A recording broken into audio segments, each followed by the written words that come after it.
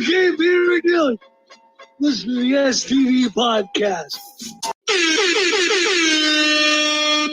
Smoke weed every day.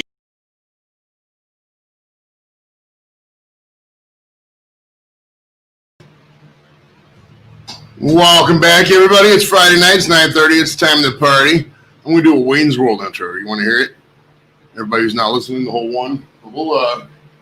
We'll get some listeners here in a little bit. Nick's going to stop by in a moment, but I'm going to do a Wayne's World intro. All right, here we go. Square Table Degenerates Podcast. There you go. There you go. Now check it out. Check it out, fellas. I got this whole show planned on hip-hop, and there was this dude who was supposed to join me from Bangladesh, from the YouTube group, but he didn't return my message earlier, and a lot of the guys are running late, so we're going to do a little interlude here, if you will. Bear with me. I'm going to do something. Give me about 30 seconds of dead air. Not even.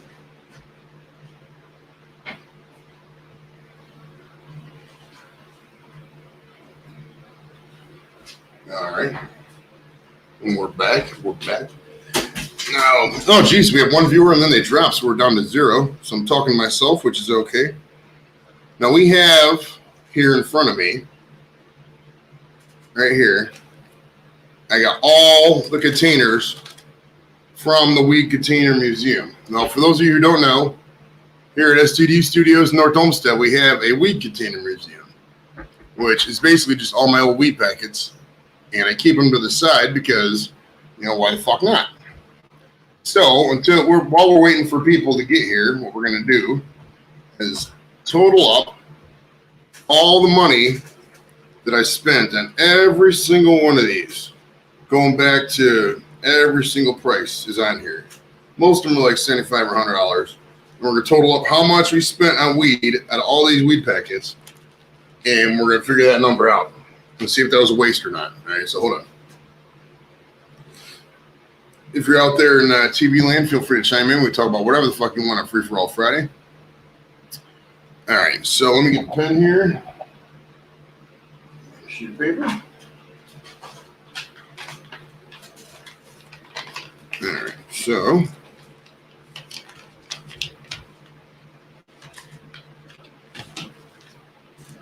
we'll start with the first one. Says Sugar Shack 175. Okay, so 175. The second one says Shake 75. All right, and we got 75. For those of you just joining us, I'm waiting on my guests to get here, so I'm just killing some time by counting my old packets and seeing how much we spent. I don't know if you can see that with the lighting, but how much we spent on weed over the past couple years. All right, Sour Diesel 125. This is the most boring show you're ever going to see in the history of the fucking world because, you know what? A lot of stuff's going on. All right, 75. Damn, I got ripped on this one. Fruity Skittles, 250.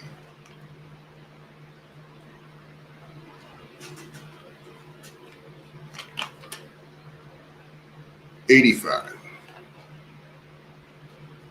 All right.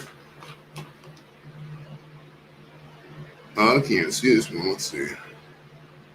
Something haze. Super something haze. Anyways, it's 175. Sue, what up? What's going on, man? You want to join me here? Because there's nobody showing up yet. I'm just killing some time. Well, I mean, I'm not really killing time. I still got a whole show planned, but I'm waiting for the guys to get here. So I guess I am kind of killing time. If you're out there and you want to join me right now, let me know. I can definitely have you on. I'll send the link out here right now. Boom, click on that link and you can join me here live on air. All right, 75. And we got 85.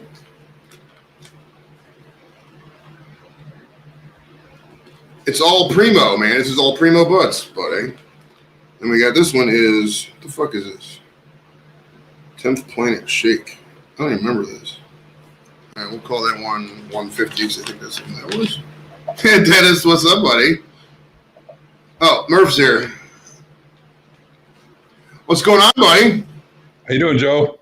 Not too bad, man. I was I got this show. Well, originally I was gonna have this guy on from Bangladesh because I'm in this YouTube group, right? And I was trying to do an internet. I like the international things because these international guys subscribe, right? And nobody over in the States subscribes. It's like pulling teeth to get subscribers. So I said in the YouTube group, hey, anybody want to do a collaboration? They call them collabs or collabs, whatever the fuck. And he said, yeah. And he seemed all pumped about it. And then I messaged him at like 6:30, and the guy just didn't return my message. So right now I'm waiting on Nick is supposed to get here in a couple minutes, and I got Don and Mayo said they're shooting out. So who knows? Who knows? So it's what's up with you, Murph? How you been, bud? Yeah, pretty good. Same old shit.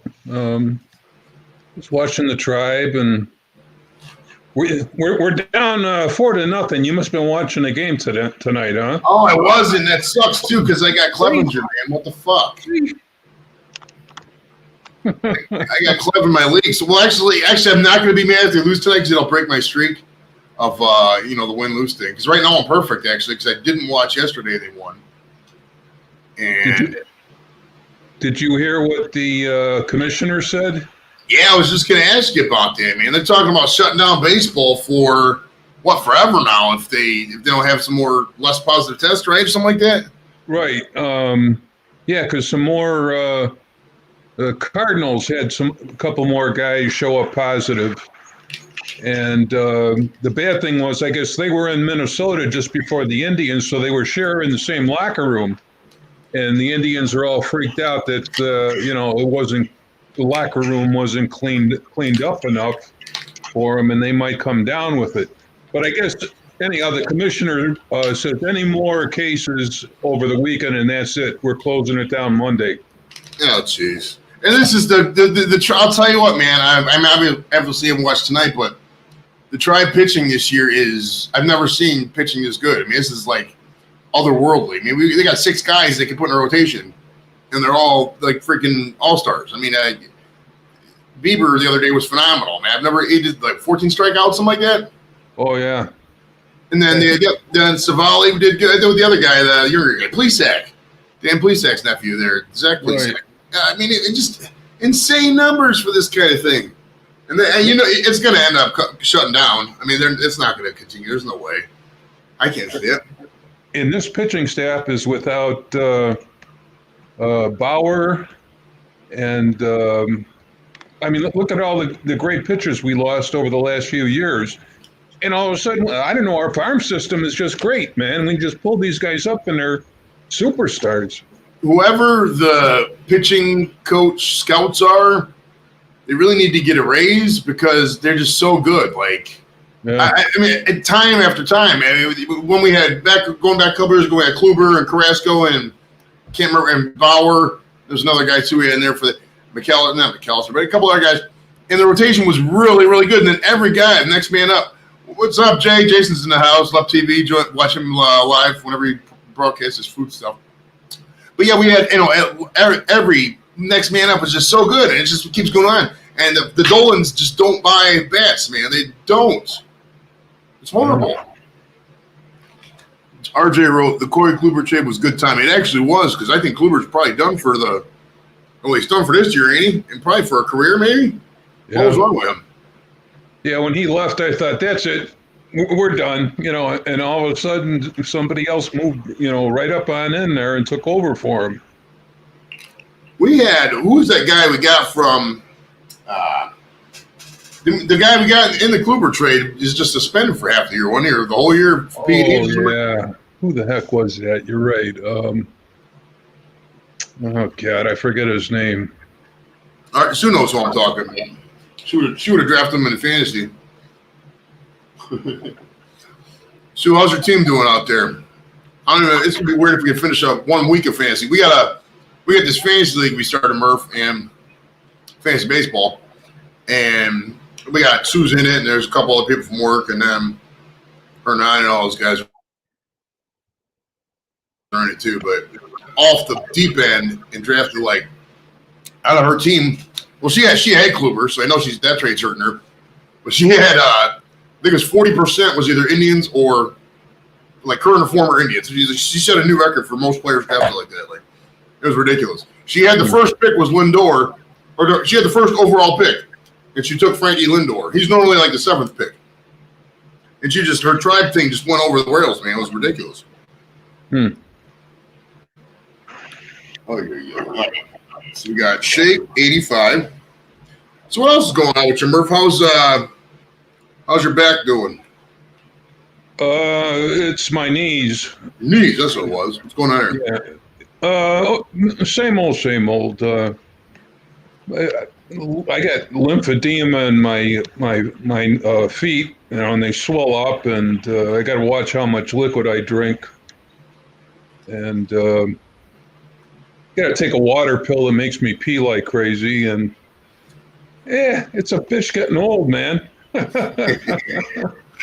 know.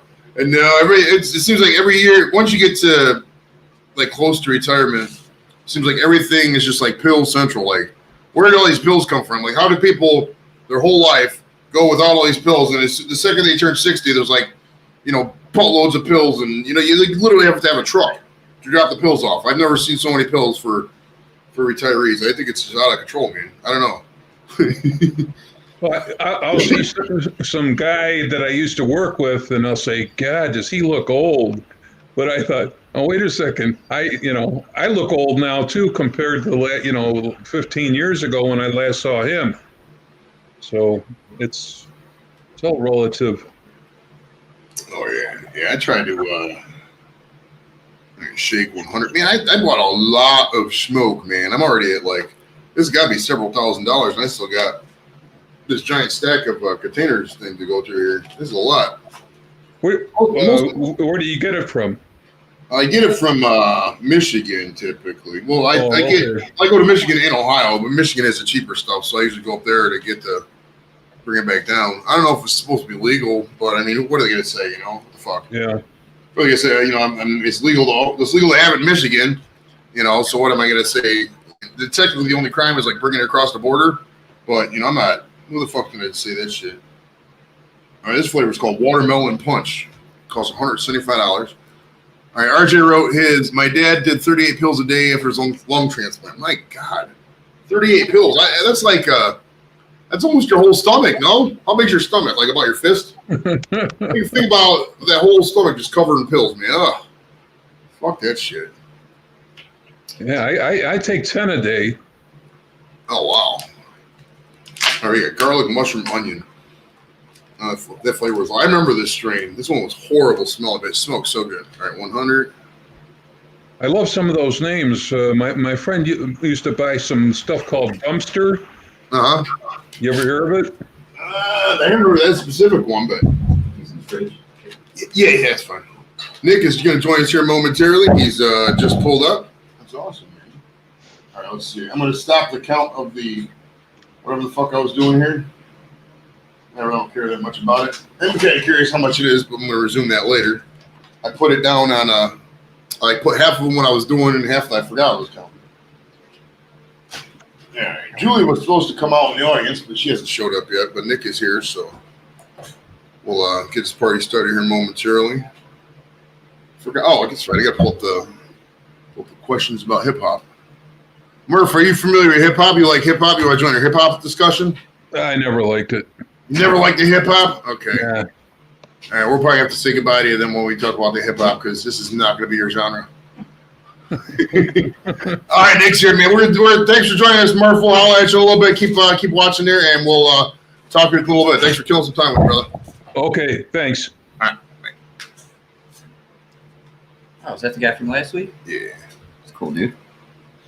All right. Let's see. All right, what's up? Welcome back. Here's Nick. Nick's in the house. What's up, man? We got some cookies here too. Some gummies too. If you want to try some gummies. Sure, man. Yeah. So we got a hip hop show tonight. Like I said earlier, that Bangladeshi dude didn't really respond to my message. So, I mean, it is what it is. We're just gonna have to fucking do it with just us white boys here. So an all white boy hip hop discussion. It doesn't ever happen on YouTube. White people talking about pop culture. That's only like half of fucking YouTube. Yeah, right. The rest of YouTube is like people playing video games and shit. I want to get that job. Yeah. Sit there and play video games. That'd be and awesome, have a man. million fucking streams.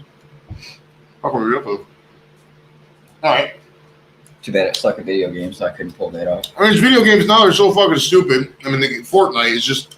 The guy just comes in and fucking. Does your boy play that? He does every now and then. He plays Animal Crossing mostly. God, my kid's getting into that just now, actually. That's weird. What, on the Switch? Yeah. Yeah, a Switch? Yeah, okay. The Switch is legit, though. I like it. You pull it out and fucking just play it. Yeah, my boy wants one of those too. I'm like, you got the Xbox, you got the PS4, man. He's spoiled. I don't really play the RJ wrote, I had a hippie hop toy when I was younger. You have one of those bouncy things? You just bounce down, like Lorraine Avenue when you're going to the drug mart?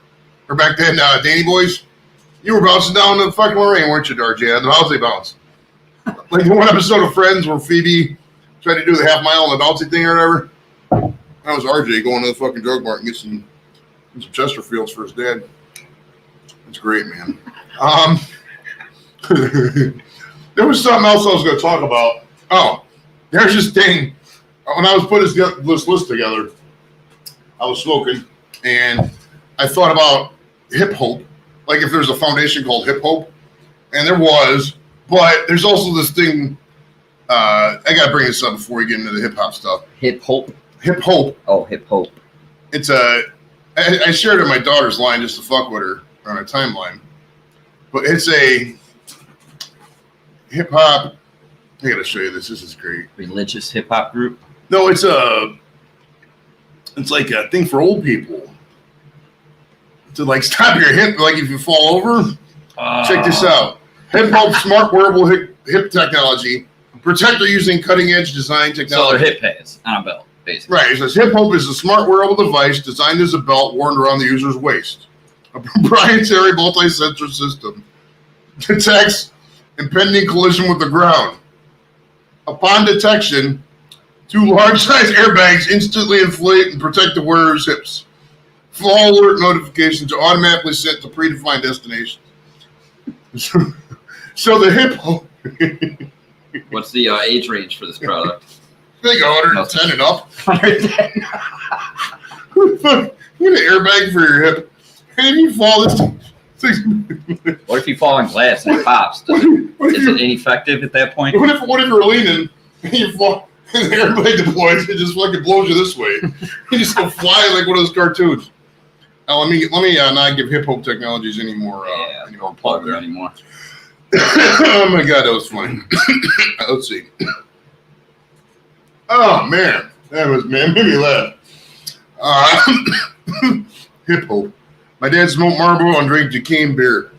I smoked Marlboros. I started out smoking Marlboro Reds back in '92, and then I smoked Marlboro Lights for a while. And then Marlboro Ultralights came out. I smoked those, and then I just like quit smoking. I went through quite a few different brands myself. I started with Newports. Actually, I started with Marlboro Lights, then smoked weed and smoked a menthol, and that was all she wrote. Really? You've been a menthol guy ever since, huh? So yeah, menthol guy ever since. Now, do you, man, why are Newports so expensive? Do you smoke Newports? No, I don't smoke anymore at all. I quit 2 years ago. 3 years ago?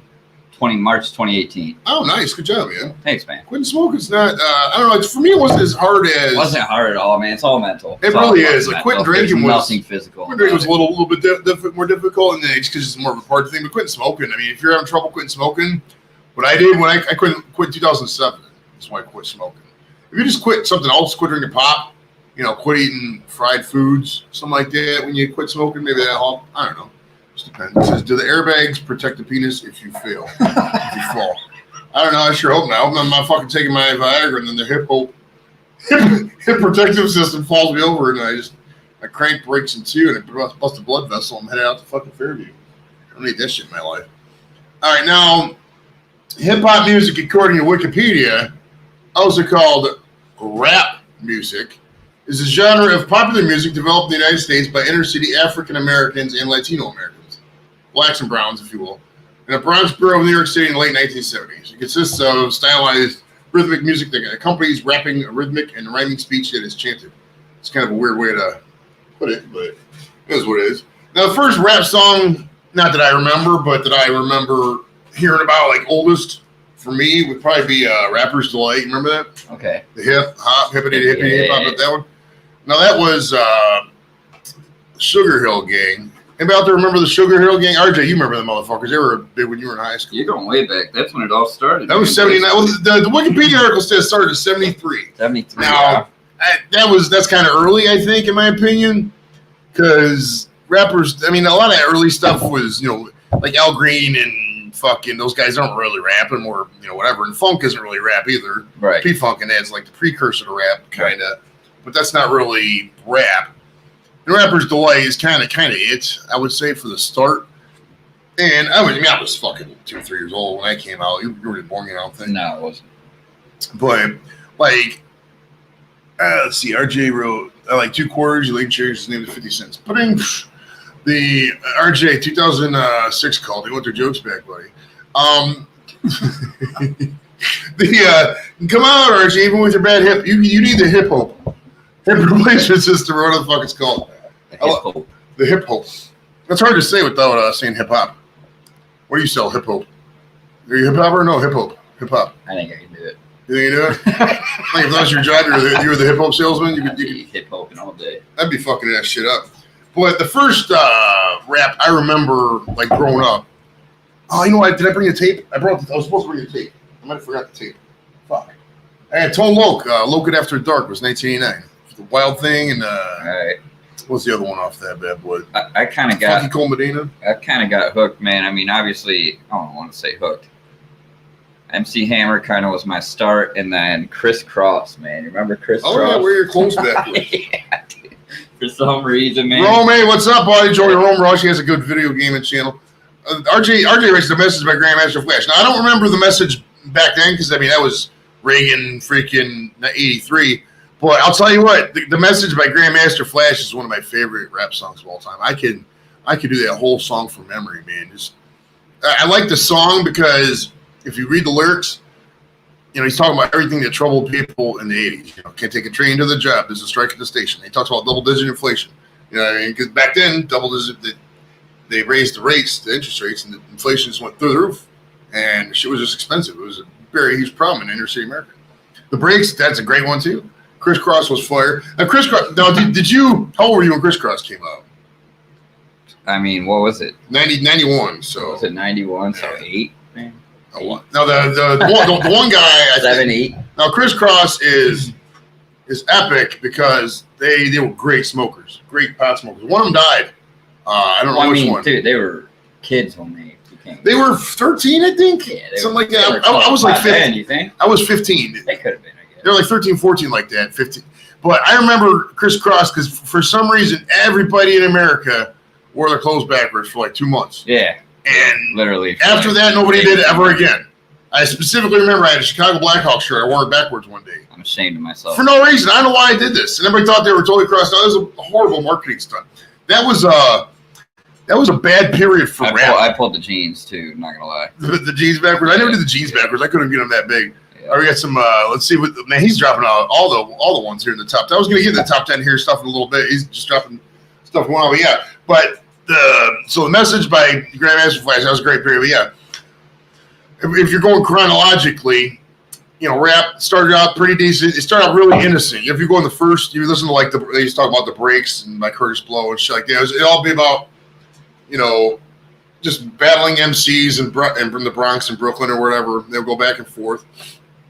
And it was very innocent. It'd be about just problems in America or something like that. And then, man, in the late 80s, it started getting bad. Like NWA. The NWA wasn't bad, but it was getting more of the social issues.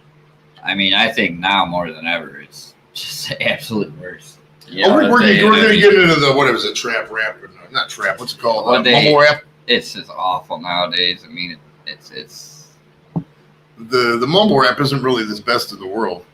But the dark. I don't even. Oh, the dark. Yeah, Chris Kelly. That's right. The darker one. He was the one who could smoke too. Damn it, man! I guess I'm not gonna be able to smoke with that guy. I was reading an article once that said that dude could smoke. He smoke. Like, just I think Ludacris. It was a Ludacris interview. He said he could fucking not stop smoking, man. It's awesome. All right, now let's see. Where did we get first tape? Oh yeah, what was the first rap CD? Was it a tape or a CD? What did you have? Actually, it was. Did you buy tapes at any time in your life? Absolutely. Did you? Okay, so you had a tape deck at one time. Fuck yeah. Okay. And when did CDs come out? CD. Well, the CD itself came out in like '83. Commercially, it wasn't really popular until the '90s. I first got my CD player in '90. I was gonna say, I'm pretty sure I grew 95, up 96. fully tape deck, man. I didn't get like a compact disc player. You know, the Well, I didn't have one in my car. Yeah, one of those, for man. a long time, RJ remembers this because I think he still has one. But RJ, you get the tape deck player and you put that in your cassette thing. And then you You'd have to play fucking your CD. The player CD. RJ still uses that bitch when he's got his flip phone going down to the drug mart in his. What was he joking about earlier? I can't remember. It was funny. That's how we used to hook up MP3 players. I mean, if you go chronologically, I mean, I only had it's weird because like the CD period and the MP3 period kind of overlapped. Because for a while you couldn't really have like an aux cable, or you couldn't run the Bluetooth from your phone to the car, so you would just burn CDs. Remember that? Yeah, you would. And the thing I didn't like, LimeWire, Crosswire. Well, I started. You know what is funny about those services, LimeWire and all that? I remember Napster first came out. I remember Napster, yeah. I had Napster in the '90s, and I downloaded some Metallica songs. And I was one of the 350,000. You can look this up if you Google Napster 1989 Metallica banning something like that. There's like 350,000 people that banned from the service. I was one of them for downloading their songs. But the funny thing is, I still got those songs like on Amazon Music because I like kept them through a device. Yeah. And then put them on Amazon Music, so I still got those fucking songs going forward like fucking 20 some years later. Really? You know, bastard banned me. Wow. I had an 8-track in my car. I had an 8-track. You still got an 8-track. You carry your old son bitch. Now, if you're going to periods of rap, now rap is either really really good or really really bad. You know what I mean? Like some of the message rap was really good, but some of it just gets so bad. Like let's continue with the Chronic. Now, when I first got into rap, it was Tone Loc, and that was my first tape back then. And Two Live Crew was really big when I first started listening to it. I was still young, yeah. They were, NWA was kind of getting big, but they weren't really like back then, just whatever they played on, Power 108 or Power 108. Remember that, RJ? Power 108? Kid and Play was so mediocre.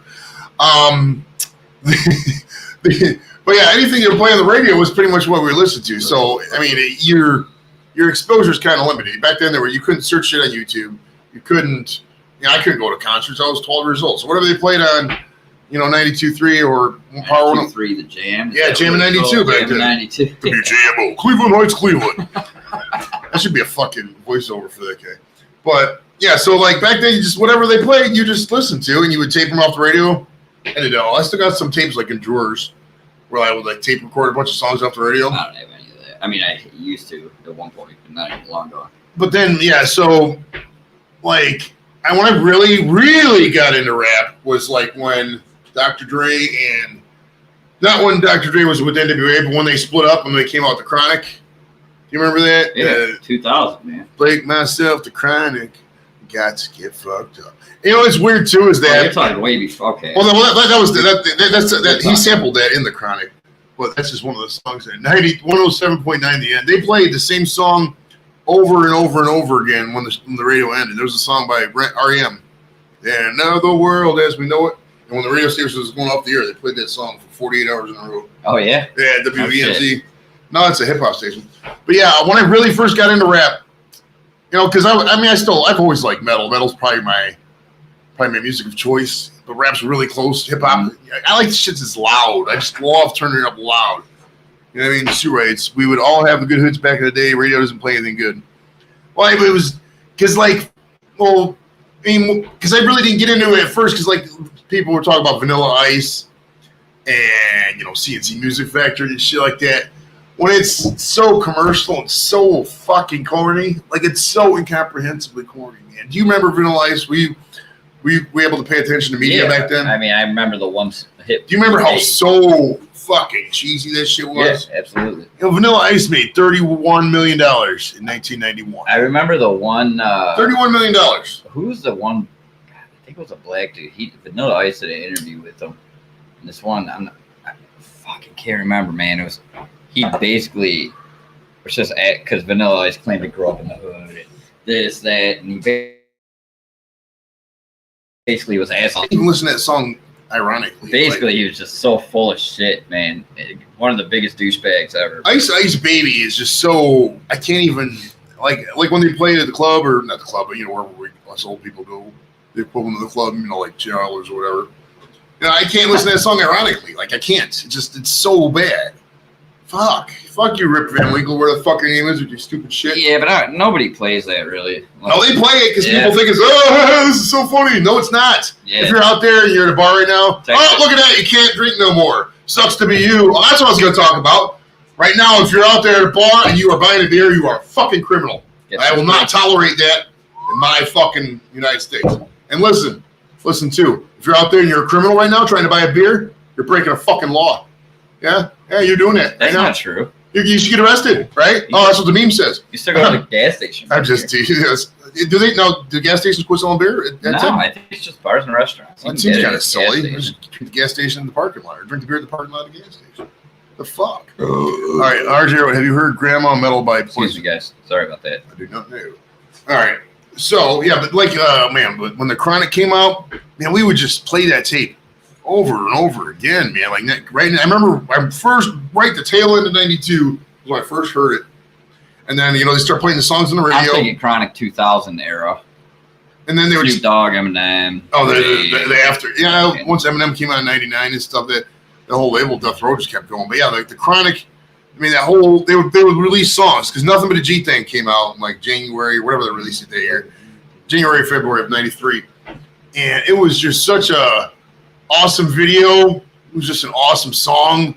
Like that video where, they're opening up the refrigerator and there's just 40 stacked from fucking top to bottom. We fucking duplicated that, man. We had a party like that. It ended up getting busted by the cops. And like they stole some shit from my parents' house, but we duplicated that refrigerator full of 40s. And I tried looking up that chick who was on that video to get her on the show, but I couldn't find her. But that was, and then they would release, and after that they released Dre Day, Bow Wow, and then after that, Let Me Ride, they released a video for Let Me Ride. Yeah. Fucking awesome. I mean, it just transformed. Then the summer after that, it was 94 Doggy Style came out. Or 93 Doggy Style came out, and that just was awesome as hell too. And Snoop Dogg is like, the weed king supposedly. I could still smoke that motherfucker. I don't give a fucking what it says. Hip hop was on fire in the 90s. And then you came into the 94. Bone Thugs came out. Remember, I mean, Bone Thugs was. Especially growing up here in Cleveland. If you lived in Cleveland and you remember 1994, that summer, it was like June when they first came out. It was the summer before I was a senior in high school. And man, everybody was like, check this out, man. These guys from Cleveland. And like before then, there was really no Cleveland groups. There was some group called Brothers for the Struggle or something. I never really heard of those guys. They weren't nothing. But Bone, man, was fucking national. They had Easy, motherfucking E on their tape. And we just played it and played it and played it. And when people would do that summer, you were in Fairview? Where'd you grow up in? You said Cleveland? Nope, Fairview. Fairview, okay. Right. Well, what we did in Cleveland, we go to parties, right? And say you were at a party on West 98th. They hung out West 98th a lot. They play at East 99 is where you find me slinging me. Mm-hmm. We would change the name of the song to whatever street you were on. Mm-hmm. So like a bunch of random people would be like, West 98th is where you find me slinging me. Yeah, yo. She was so corny. Romy was a freshman in high school. I was going to be a senior. And then, man, that song just fucking took over. And after that, it was kind of like hip-hop was just that. From then until, then you got into Tupac. And Tupac just blew up, dude. Like, he was everywhere. Mm-hmm. And Biggie. And then I remember Tupac. What was your first Tupac song you remember hearing going back? I wasn't around. I don't remember when he came out with Violent and all that. Man. Well, he started out with Tupacalypse Now, right? And California Love, I guess, was the California 96. It was a little towards the end there. I first got to hip to Tupac. He did a song called "I Get Around." I get around, round. That was he did that with Shock G, the guy from the Humpty Dance, the big nose. Shock G, the one who put the satin on your pants. Yeah, okay. But that I just love that beat of that song. Really got me into Tupac. And then he came out with, I think it was after Tupacalypse Now. It might have been that I Get Around tape, that one. And then he had the double one with All Eyes on Me. And that thing just fucking pounds. Mm-hmm. Dear Mama came out. Yeah, and that was the same time Biggie was going. That whole East Coast, West Coast feud was probably, if we're being honest, like kind of the peak almost. Because once they killed Tupac, it was like, okay. And then, 6 months later, it was like September 96 when they killed Tupac. That was the peak of that time. March 97, they killed Biggie. And then after that, people were like, okay, this is getting real. I don't want to die. You know what I mean? They don't want to. It's just fucking music. Are they dead? I don't know. Well, out there, if you believe Tupac is dead, big question, guys. Yeah, click the link and we can get you on the air and we can talk about Tupac being dead. But I mean, it's now we can do a whole. We can probably do fucking 3 shows on Tupac because people love Tupac. But like, we're gonna get into the greatest rapper here later too. But man, that was a crazy. Do you remember when you first heard about Tupac getting shot or dying or killed or whatnot? Again, I was young, man. I was probably what? That was 96, September 96. Yeah, so I'm 13. There's a Tyson fight there, which, by the way, next month is the 25th anniversary of the Tyson McNeely fight, which we won't be able to watch in a bar, most likely. Right. Here in Cuyahoga County. Which is, the bar closing at 10 thing is kind of weird. That's the whole state. What the hell am I talking about? Well, what's weird about the bar closing thing? It's like, okay, we're finally starting up sports again. Mm-hmm. And it's like most of these events are going to last past fucking 9 o'clock, 10 o'clock. Mm-hmm. Hey, you go to the game, start, we can watch the first couple quarters. And I was kind of, what's the call just got up. Should we kick or put the foreign dude on there, the Bangladeshi guy? What's he? Is he a hip hop guy? Yeah, he's a hip hopper. He's like a green hip hop. Let's see. Bro, I just woke up. Let me see if he still wants to come on. You still bear with me. We're doing some live improv. Well, we're not really doing improv, but I'm doing a schedule adjustment here because I think this dude might be up. He says it's 7 o'clock in the morning over there. So let's see. Oh, he's literally in. Still want to do show. I've never talked to this guy in real life. I've only heard like some of his sample.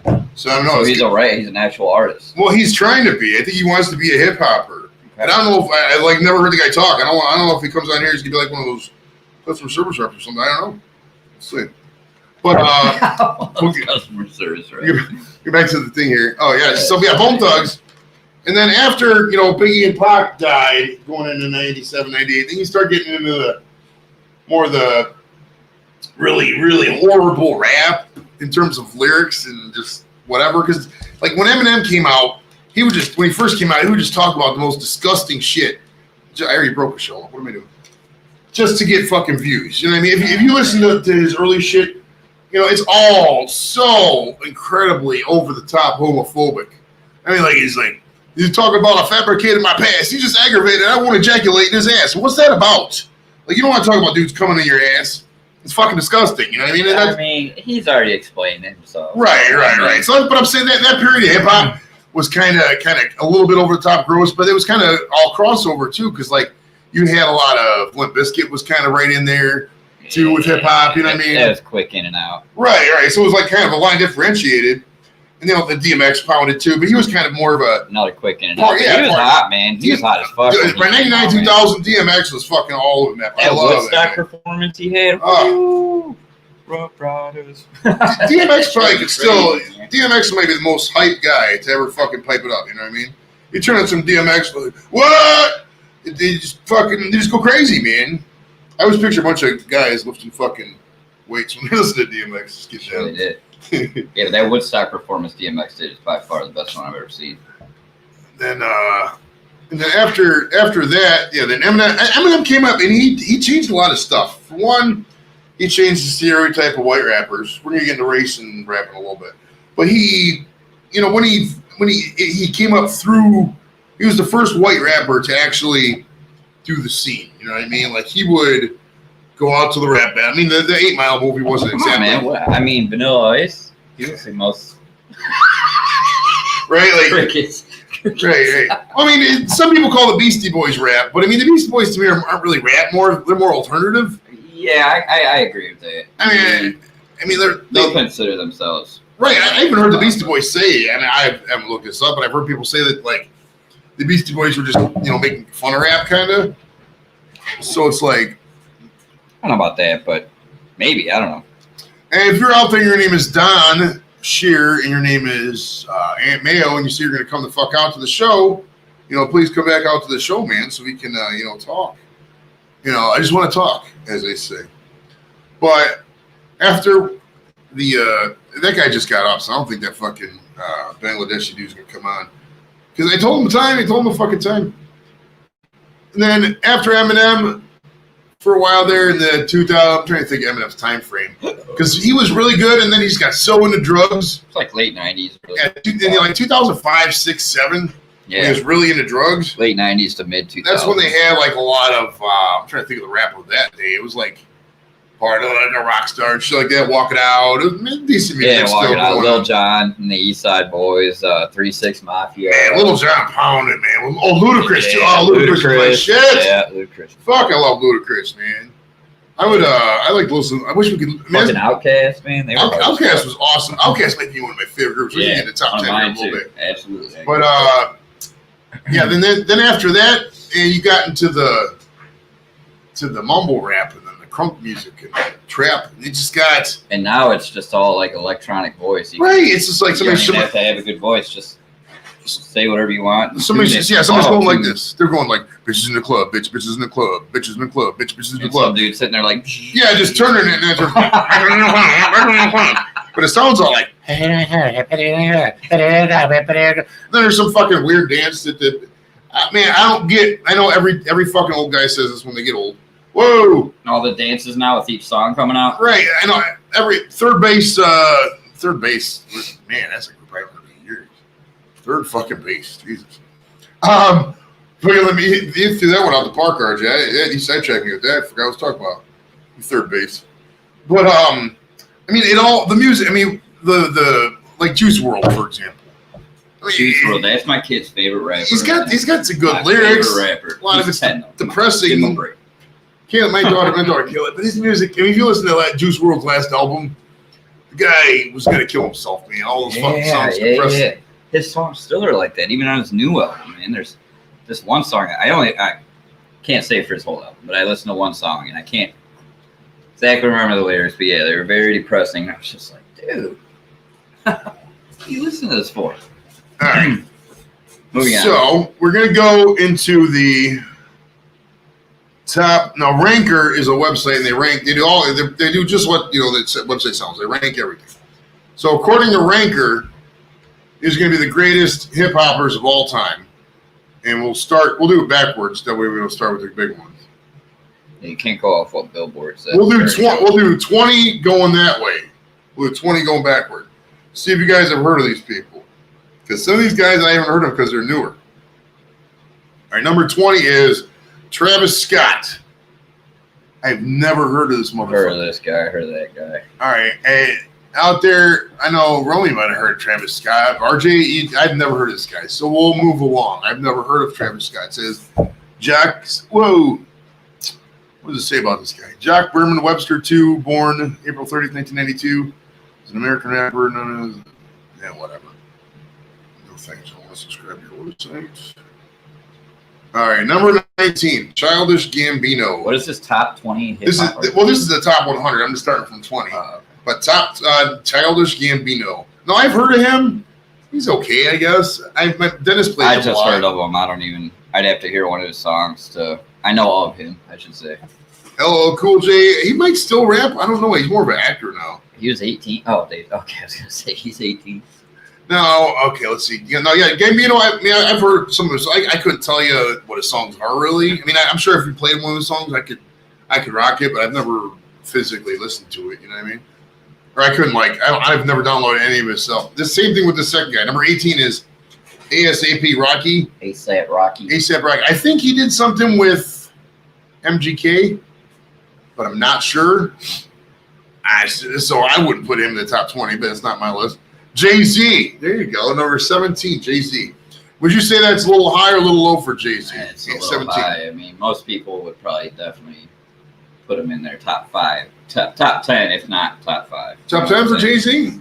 When you see some of the names later. Not mine. Maybe top 10 in mine. I would say 17 is kind of right about where it should be. Yeah, in mine. But a lot of people would argue that I'd be one. I'd put Jay-Z in my top 10 probably, just because I really like his songs. I think I don't care for him that much, I guess. So he's about right where he's at in my opinion. But other people, he's got a lot of fucking money, man. Shit, yeah, man. He's got Beyonce too. Isn't he like one of the richest guys in rap, right? Him and Dre.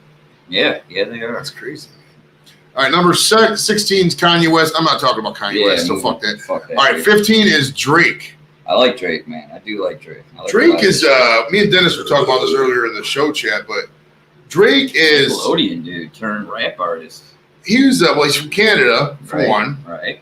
Drake is a little annoying. I say that just because he's always on everything, trying to be, oh, look at me. He has some good songs. I like He's got a lot of good tunes. Again, the first 60% of started from the bottom. Now that one. The first 60% is good, and the rest of it's shit. But I mean, it's okay. I mean, I'm not going to turn on Drake beyond that one song. I don't really have anything else on my playlist beyond that. Fair enough, man. But I mean, the guy's rich, and you can't fault his music. All right, number 14, Nicki Minaj. She's serviceable. I guess people probably throw a girl rapper on there. We're going to get the top girl rappers of ourselves here in a little bit, but I mean, Nicki Minaj is okay. You like Nicki Minaj? Whatever, right? I like to look at her. Interchangeable. All right, number 13, Andre 3000.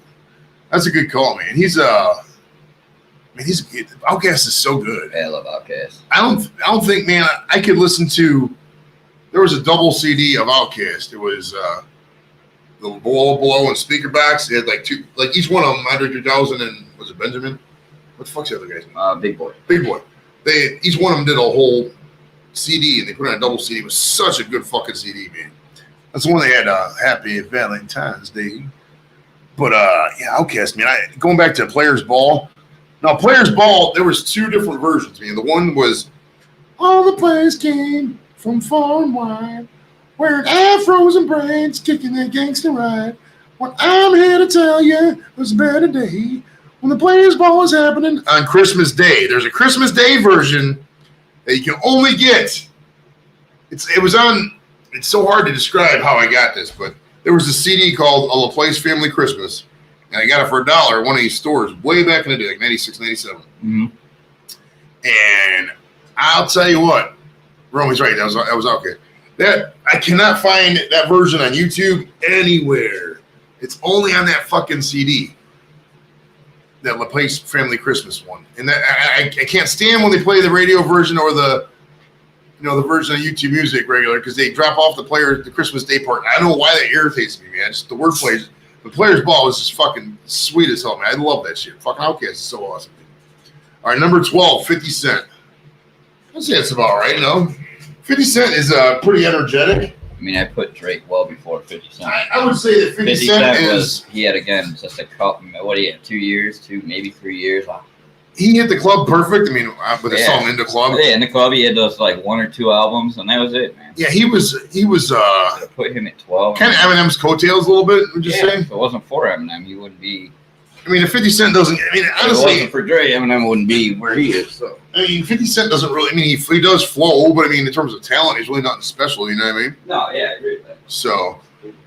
All right, Nick is going to get a beer here. All right. Let's see. All right, number 11 is Nas. Now, I don't really care for Nas. I know you guys out there like Nostradamus and all that. You like talking about that one song. I'll tell you why I don't like Nas is Kramer. My buddy Chris Kramer. I used to have an apartment with him, right? And he used to play fucking Nas all the time, man. It just annoyed me. I didn't like it. Who? Nas. Oh, I like Nas. You like Nas? Yeah. Love Nas. What's your favorite Nas song? Most definitely in my car. I want to talk to the mayor, the governor, the motherfucking FBI. I have a lot. I can't pick one. On all this list, I would say so far he's probably the one I would drop a little bit. I mean, obviously my top list is going to have MGK in it, but I would drop Nas quite a bit. All right, 10 Eazy-E. Now I've said in the past I'm a huge Eazy-E fan. I love everything he represents. He's so fucking funny. He just did whatever the hell he wanted. I mean, in the end, it caught up with him obviously because he's dead. Yeah. But rest in peace, Easy. Right, this one's for you, Easy motherfucking Easy, hip hop plugster, whatever the fuck the thing was on the thing. Eric Eazy-E, right? Because without Eazy-E, there'd be no Bone Thugs. People say, oh, well, I mean, Eazy gave him a break because they were rapping back in '90. Is that how it went? Yeah, they were. You know, they had to rap over the phone to Eazy-E to impress him. No shit. No, get signed on Ruthless Records. Isn't that crazy? Nope, I never really looked the backstory about. Yeah, I'm not that big of a fan, but on this, I mean, you'll see on this list, I would put I would put Eazy-E up a good 4, 5, 6 spots on this list. I think 10's way too low for Eazy-E. All right. Coming up next, we got number 9 is Snoop Dogg. Calvin Cortazar Brodus Jr., known professionally as Snoop Dogg. I think number 9 is actually kind of spot on for Snoop. Yeah. I mean, he started out so good, and then you could tell as his career progressed, he got more into weed because, like, California became legal with medical marijuana in '96. I think he was always in the weed. Oh, he was always in the weed, but you could tell as the weed got better, he got a lot lazier. Yeah. Like His rhymes got a lot better. There were some songs he did with Master P that were just fucking. Master P, the ice cream man. Do you remember when Snoop Dogg was on the No Limit label for like a year? Yeah, it was trash, dude. That was fucking. That was the worst time in his career. That was such garbage. Yeah. That was garbage CD. He knew it. I bet he would admit it too. Not that he was ever horrible. He was still the shit, but just he never needed to sign with them. You know, Snoop always could have just been himself, his own. Think it's cookies? Yeah, dude. Actually, eat a couple, man. Go out. But did you make them? Yeah. The we dropped on the one viewer. That's okay. They'll be back. They'll be back. They're always back. But yeah, man, Eazy-E was we saw Eazy or yeah, no. Fuck, I just got sidetracked. No, Snoop Dogg. Yeah, I think Snoop Dogg at 9 is pretty good, man. I think that's actually spot on. All right, number 8, Lil Wayne. Lil Wayne. I don't know how tall Lil Wayne is. I wonder if he's taller than Eazy-E. Okay, Google. How tall is Lil Wayne? He's pretty short, I think. Lil Wayne is 5 feet 5 inches tall. Wow, that's really short. He was taller than Eazy-E. Eazy-E was only 5'3". Oh, really? Yeah. Okay. Eazy must have platform shoes or some shit. He's so short.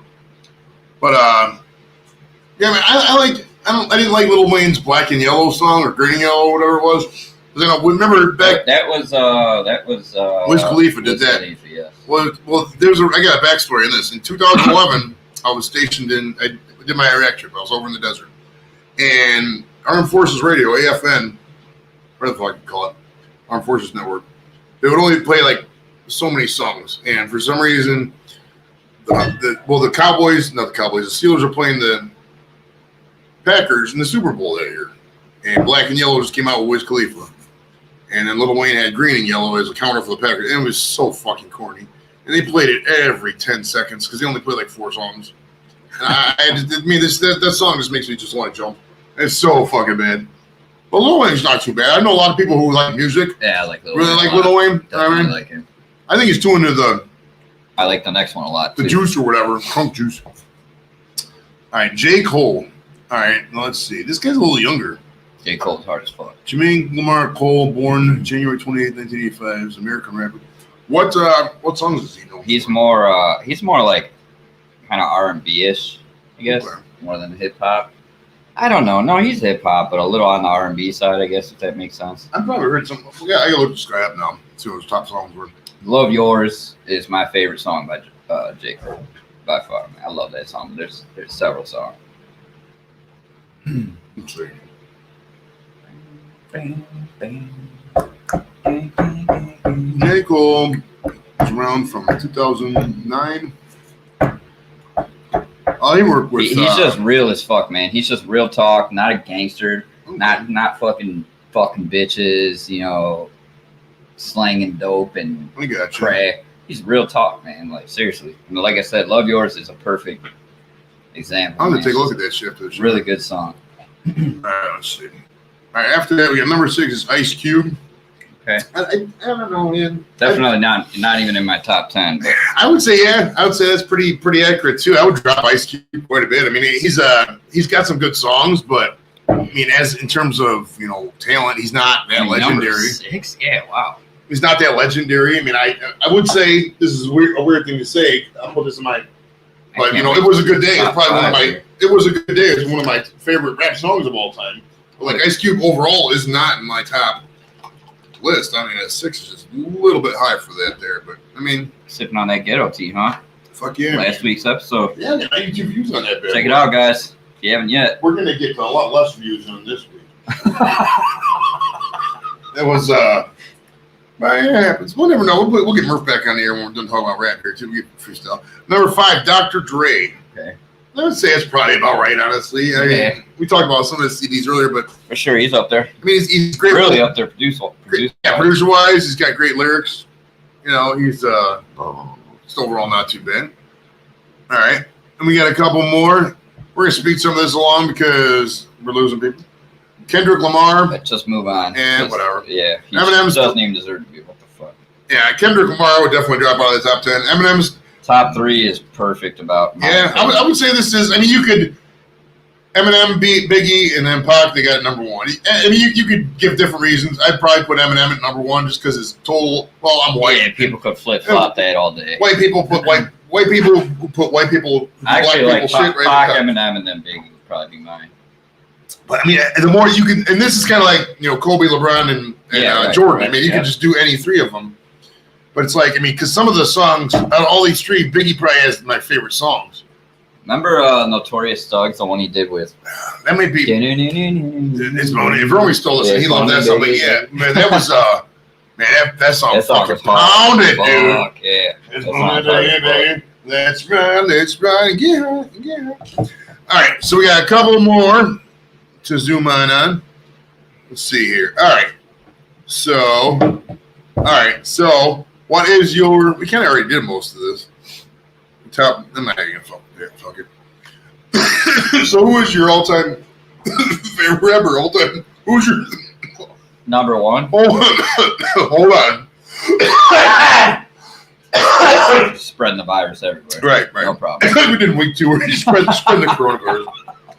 But who would you say is your all-time number 1 rapper? Eminem. I'm going to put Eminem as a go. I said Tupac earlier, but yeah, realistically, I mean, no question, I listen to Eminem more than any artist in my entire life. He started in 1999. He's still relevant today in 2020. Just as relevant as he's ever been. Nah, I mean, in what way? Not musically. In terms of like songs, that Godzilla song he just came out with, fuck, it's just as fresh as his earlier shit. No, I would say it's even better. Like, completely disagree. The last CD is better than his first fucking Shit, oh god, oh. we're on a completely different No, real quick, we can go to some of the. They got a top songs list too. I want to do top songs of all time. top rap songs of all time. I want to see if you agree with some of these bad boys here. Yeah, Let's go with some of these. We'll start with I mean, some of these. We'll start with 20 because some of the ones I heard. All right, Eminem, "Sing for the Moment" is number 20. Yeah, great tune. Sing with me, sing for the year, sing for the laughter, sing for the Bit of tear. Aerosmith thrown in there. Yeah, it's a Good all right. tune. All right, so we got number 19 is "Gangster's Paradise." It's a good song, but I don't want to really say it's a good. No, I mean it is rap. It's like a classic, man. Everyone. It really is. Actually, it's not that bad a song. 18 is another Eminem song, "Without Me." 17, it was a Good Day by Ice Cube. Now, personally, Great song. that's my favorite rap song of all time. Just in Great terms of song. flow and what they did and the time it came out. Just the beat, everything. Perfect. "In the Club," 50 Cent, number 16. No, they're just Love that banger beat. right there. Oh, I know. Banger, dude. Do you remember back with that ringtone? It was when they first came out ringtones for cell phones. And they had they would just walk around like this. They were like, this is exactly how they do it. They go, dun, dun, dun, dun, dun, dun. And they had the ringtone that played the fucking beat to "In the Club." And they would just walk. Oh, it's so fucking funny. I remember one guard drill, we were doing that the whole time. I just couldn't say. Number 15, Biggie, "Juicy." I can say that's all right. Cream. All right, let's speed this up and get to the fucking number 1. 5 through 1. 5, "The Real Slim Shady." I dropped that way down. That song's worse the more you listen to it. Number 4, "California Love." I would say it's about right. Yeah. Then we got, where we go here? Number 2, 3, "Nothing But a G Thing." Baby. 2, "Forgot About Dre," and number 1, "Lose Yourself." I'm not gonna say that's really good. Of all time, a number 1 hip hop song. That was a great song, man. Yeah, "Lose Yourself" is a really good song, but I would say it's number 1. But Yeah. who knows? All right, we're done with the rap stuff. We're gonna bring Murph back. I think Murph was waiting for. Murph. What's going on, buddy? How you doing, man? We're done with the rap, so we can just talk about whatever the fuck we want now. Hey, I was going to ask you. You were talking about the first rap song. You said 1973. I thought that. Remember Blondie? She did that song "Rapture" in 1978, and they were saying that was the first rap song. Do you remember the song? You froze there for a second. Say what you said again. I'm sorry. Oh, I was saying you were saying how in 1973 was the first rap song, and I thought that in 1978 Blondie did Rapture, and all the music critics were saying that was the first rap song. I think from the Wikipedia article, I think they said. Let's see here. Let's Google. Let's see what Google says, and we'll go from there. Okay. What? And everything started in the Bronx and Brooklyn. Basically, MCs would battle back and forth. Right. You know what I mean? What was the first rap song? All right. Google says the first rap song was blank screen. All right. Rapper's Delight. Okay. The first rap song is widely regarded to be the Sugar Hill Gang's Rapper's Delight from 1979. However, much controversy surrounds this assertion, as some regard the March 1979 single King Tim III, Personality Jacked by the Fatback Band, as a rap record. I've never heard of any of those. I know what Sugar Hill Gang is, but I've never heard of King Tim III. I don't know what that is. But, yeah, I mean, they had, disco too. There was a song called, I had it written down. What the fuck was the name of that song? It was... what was the name of it? It was Sugar Hill Gang. Damn it. But it was like a disco song and it had a rap beat to it, and I can't remember the name of it. Oh, okay, yeah. In that era, the late 70s, right. It's getting me fucking crazy. I can't remember the name of it at all. Oh, me, man.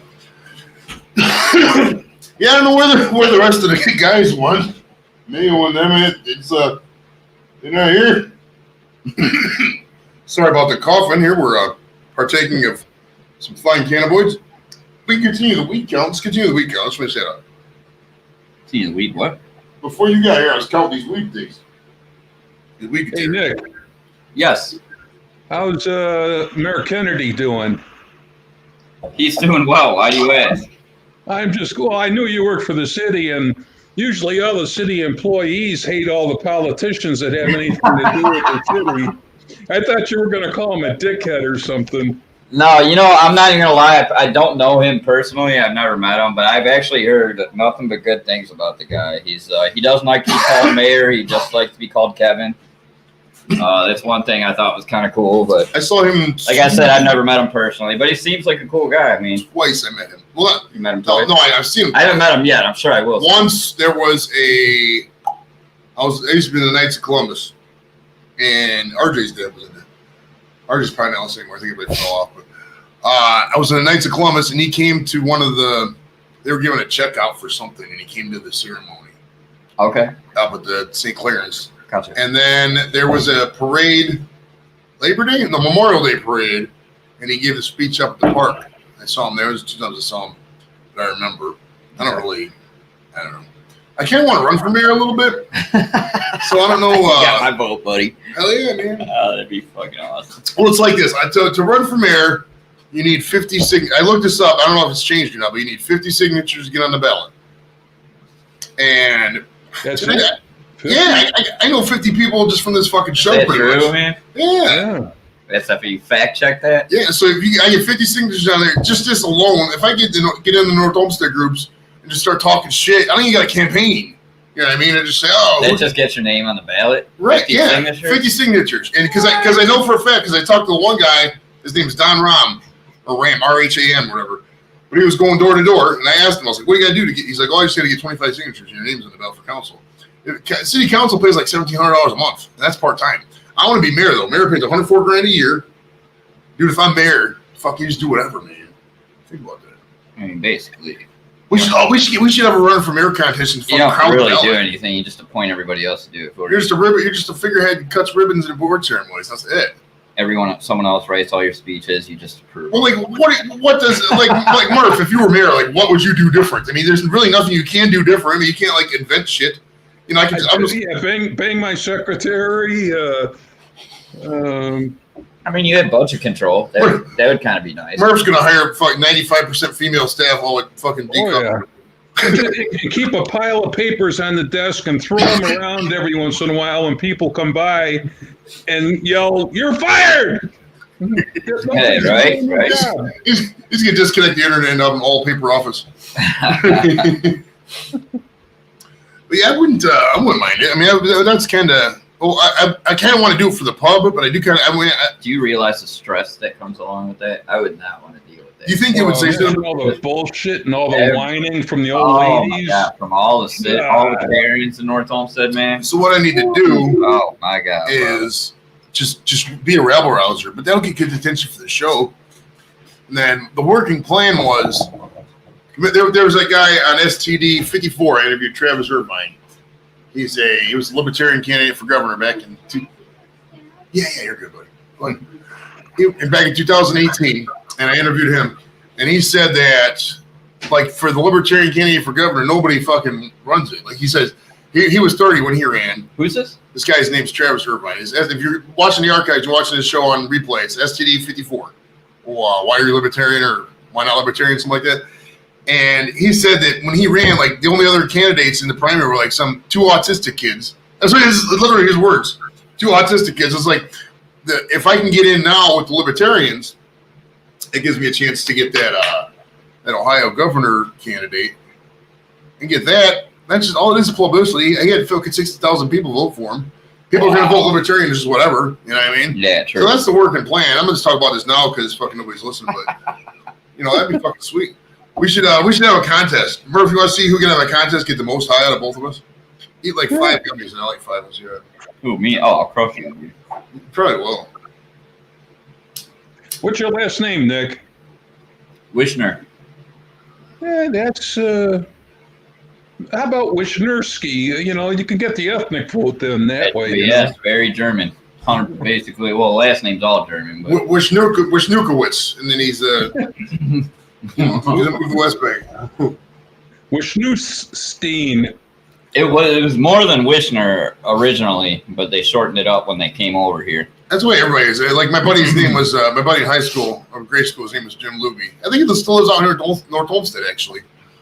I see him I friended him on Facebook. I see him every now and then on the message boards. I haven't really talked to him in a while, but he said when he came over, his last name was like Lubininsky or something. They shortened it to Luby, L-U-B-Y. Okay. I know my name was. Yeah, all the Italian. I want to say mine was like Wish something ski. Actually, I swear I want to say Wish new ski or something. Wish. Could be. I don't know. I don't know. I don't know what it was, but it definitely wasn't Wishner until they came here. All the Italian. You ever wonder why all the Italians have a son named Tony? And that was because when they got to Ellis Island, they says, "Okay, here, get in line. What's your name?" This is my name. It's and he looked at the sign. It said "To New York." T-O-N-Y. His name is Tony. I never heard that. That's a good one. To New York. You never heard that? I've never heard that. I've heard all kinds of fucking jokes over there. That is fucking good. So, hey, what happened with the tribe game, Murph? What did we end up coming back, or we're down 4-1? I think it's like 4-1. It's going slow. I think it's only the 6th or 7th inning. Yeah, it's a very slow fucking game. Oh, that's long compared to all these other games. We should. I should see if we can get on our fantasy stuff and check our scores live in the air. We should next time we do this fantasy league, Murph. You should do it with us. It's fun. What are we gonna do if they cancel it? If they cancel it, if they cancel, we're just gonna fucking squash it. Are you gonna do a football season? Yeah. Oh yeah. I'm doing the football league. Same thing, 50, or you do more? Football's 100. Usually baseball's 100. The only reason we did 50 this year is because fucking how it is. Yeah, it's like fucking 10 people. Well, just keep if I have a feeling it's gonna happen, I really do. They're not gonna be able to stop this shit. I know. I mean, one more person gets in it. Unless they do the bubble shit like the NBA is doing, but people don't want to be in that fucking bubble, man. I mean, that's a horrible life. Like you got. Right. No, I get it. All you can. They say all those guys are just in there getting drunk because there's nothing else to do. Like they'll get off work, get drunk, play basketball. Right. They sit there and play video games with each other. They don't get to see their family. For 3-4 months at a time, whatever. Boo-hoo, though, man. They're fucking millions. Oh yeah, that's what I'm saying. There's fucking. I'll sacrifice that. If somebody's willing to trade your place. If there's 900 people and who are willing to take your job, yeah, I'm not feeling sorry for you. All right, let's see here. What would they say? They were saying 1 out of 5 teachers in the Cleveland school system say they're not coming back because they don't want. I mean, they got enough time in, and they don't want to take a chance of going back and getting sick. So they're just going to retire early. 1 out of 5. They're all going to start remotely. They'll all start remotely the first quarter, if not the first. I would say, let's see here. We're going to do a stream my fantasy here for a second, but I would say that, man, the I don't see us starting school at all this year. Not like 2020. Like we're going to be. They'll do it remotely, online. Yeah, it's all going to be online until 2020. I mean, I don't see any of it. All right, here's the fantasy league. I don't know if you can see that, but let's see. I am up by 20. Where's Nick? What's Nick doing here? What am I doing? Let's see. Fantasy cast.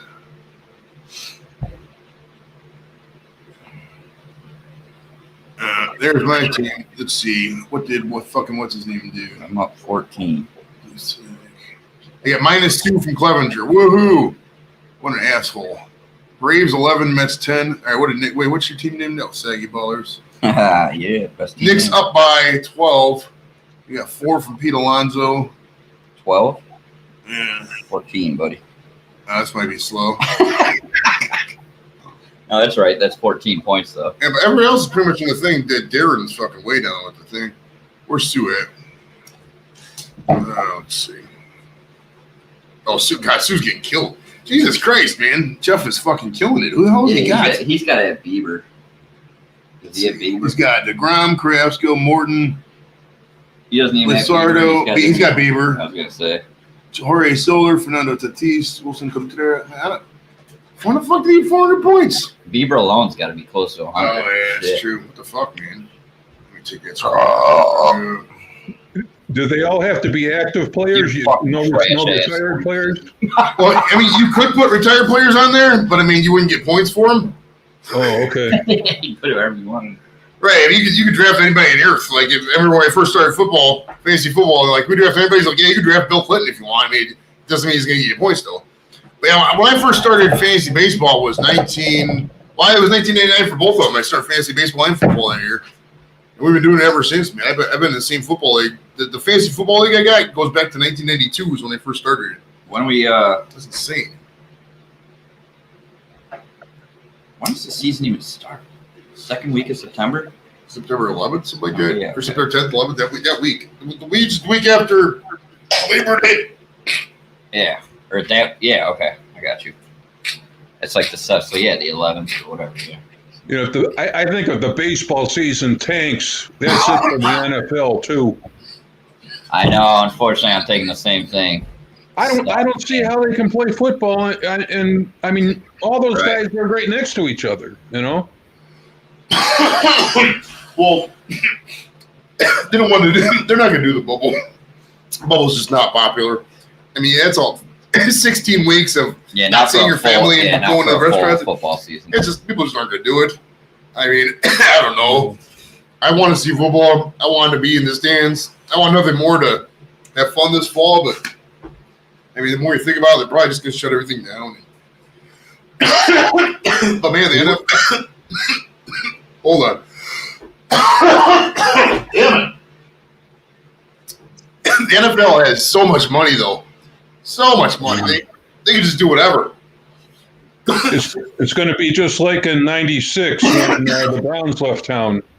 You know, what can you do on Sundays? I know. I remember back then, I thought I was going to get into football, watch another team or something. I just didn't care. I seriously didn't watch football. Yeah, me either, man. I stopped watching, dude. I think part of it, too, was because, like, Elway won a couple Super Bowls those couple years, but 99, no, I right bang it. That 99 team was so fucking bad. Our whole team ever since this. Oh my god, that team was. Do you remember that line? Lomas Brown. What the fuck was up with that guy? No, I don't remember any of them. Oh my god, we drafted with our first. We had an expansion draft. They picked this guy out of, I think it was Jim Pine out of Detroit. He was supposed to be awesome, man. Then we fucking re-signed Zeus Orlando Brown, and we signed Lomas Brown to the right end. And we were supposed to have the best line in the league. And man, they gave up like 72 sacks to Tim Couch that year. Tim Couch was just, he couldn't fucking save his ass. He just fell over. It's fucking horrible. Tim Couch is my hero. Tim Couch was the man. I heard, I don't know if this is true, but I remember back then they gave Tim Couch a workout, then they gave Donovan McNabb a workout. But they wanted Tim Couch so much they gave him a second workout because they wanted to draft him because he was the white guy over McNabb. Which, I mean, if McNabb would have got killed, anybody would have got killed in that Browns line. I mean, Yeah. That early 99, 2000 line was fucking bad, man. It was so horrible. I met him and his wife. His wife was a Playboy Playmate. Heather Kozar. She was Playmate of the Year for the year 2000. Who, Bernie? I met him and her up at Golf Galaxy. And they were both friendly. She was beautiful. Oh, my God. I'd sell my soul. You talk about the Golf Galaxy over there by the TJ Maxx room? Yeah. He was in there buying some golf clubs, and she was with them. And I walked by and looked. I recognized him first, and then he introduced me to his wife. And I said, "Oh yeah, Heather. What was her last name? Kozar. Heather Kozar. Yeah. Yeah. What was? What year was that? That was. Oh God. Late 90s. Just step on your dog? Yeah. What happened? What happened? Fuck. I gotta quit coughing, yo.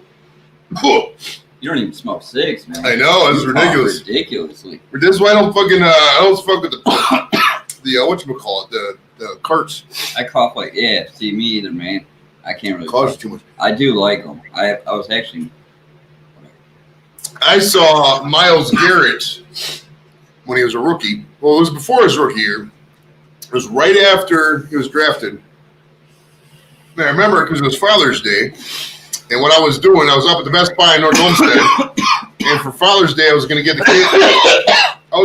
kids tablets because I figured, okay, I'll just get the kids tablets, and then Father's Day. Yeah, because my present is they're going to be on the tablets, and I have to entertain them. So, I mean, I don't really celebrate Father's Day and all that or birthdays too much because it's like I can just buy whatever I want. I mean, I'm a grown ass man, and I'm very impulsive. So I just buy what I want all the time anyways, and the chances are if you're going to buy me something, I'm like, So I just do whatever. You know what I mean? Right, so I was up at the Best Buy in North Homestead, and they were like, they wanted these tablets. And they had one of them up there, but I was like, I want two of them. They was like, oh, we don't have them both, but we got them at the Best Buy in Parma. And I was a little, maybe a little too tipsy. I was like, okay. So I drove up to the Best Buy in Parma. It was on a Sunday. And they closed at 6. And we get up there like 4. So you bought, pardon my interruption, but you bought tablets for your kids for Father's Day. For Father's Day. That's ass backwards. That way you don't buy anything for your kids on Father's Day. I get freedom. You get a happy Father's Day, and then you get freedom. You don't waste your money on it. I may or may not have been a little. I'll be happy if my kids just don't. You don't even have to get me anything. Just give me peace. I was drinking heavily at the time, so I may or may not have been drinking a couple beers. So I don't know if we should talk about driving drunk with kids in the car, but whatever. I mean, it's the past. Yeah. And they get good luck proving it in North Homestead Caps. I think we've all been there, done that. Right, fuck it. And so I go up to the Parma Best Buy, it's the one on Brook Park Road, and I go in there. There's nobody else in there. The staff standing around, but I see this black dude's there with the girl. He's on crutches. I instantly recognize him as Myles Garrett. So I just walked up. You can see a picture on Facebook. It's still on Facebook. You got a picture of him? Mm-hmm. Oh, sweet, dude. I was like, hey, what's up, man? I said some joke or something. You got an autograph. The way I look at it now, it's like, I mean, I'm not going to, when I was a kid, it's cool. But picture's cool. A picture's so much more cooler because you can and it's like, I think I'm like ask for an autograph if somebody's younger than me. You know what I mean? It kind of feels weird. So it's like, I went up to him and he got a picture with him, and he was a real nice dude.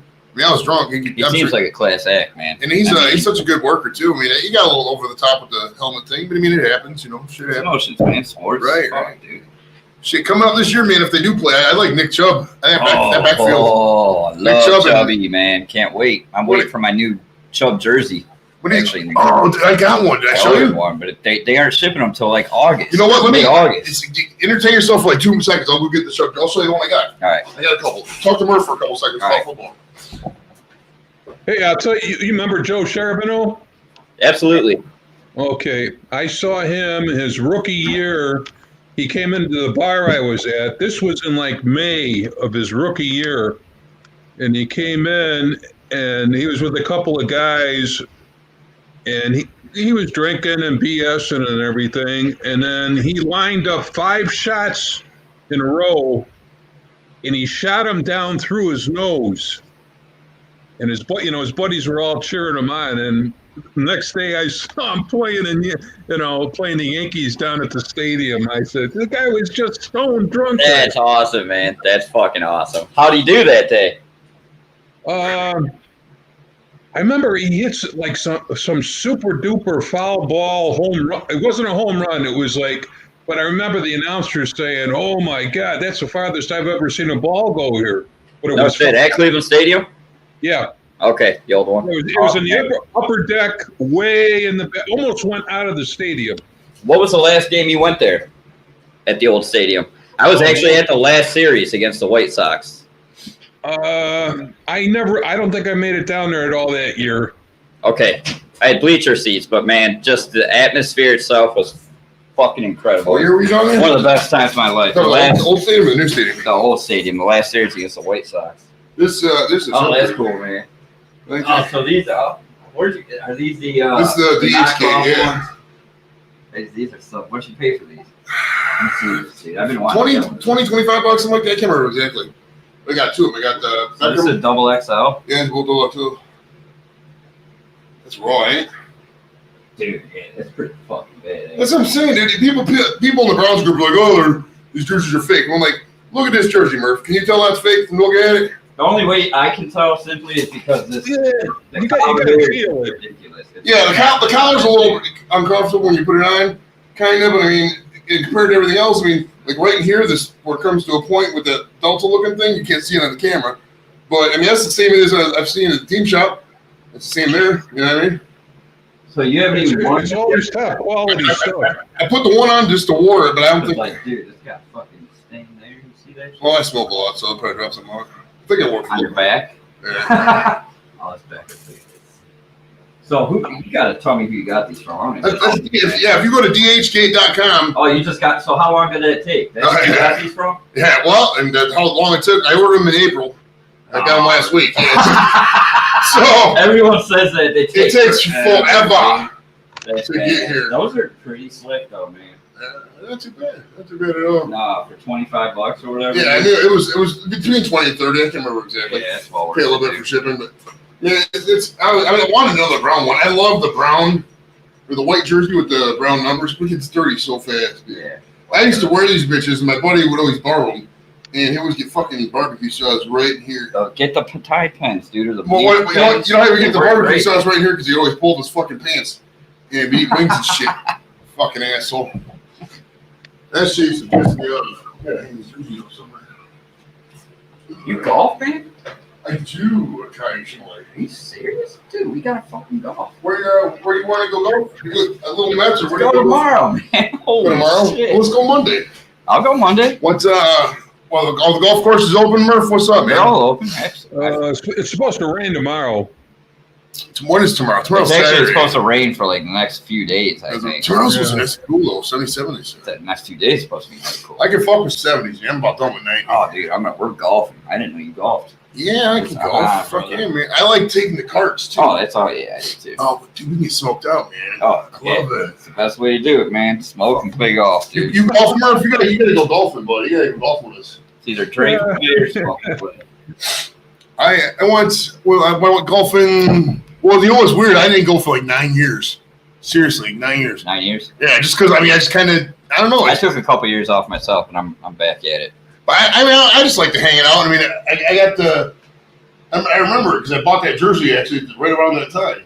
You bought the clubs? Yeah, well, I've had those clubs since like the year 2000. Year 2000 maybe. I've had those clubs for like 20 years because at the time I was living with my buddy Chris and he owed me some money. He's like, oh, just only borrow these clubs and if I don't pay you back, you keep the clubs. So I kept the clubs. I found out he didn't have permission to let me borrow the clubs. Like they weren't his clubs. So but I mean, whatever. I kept the clubs.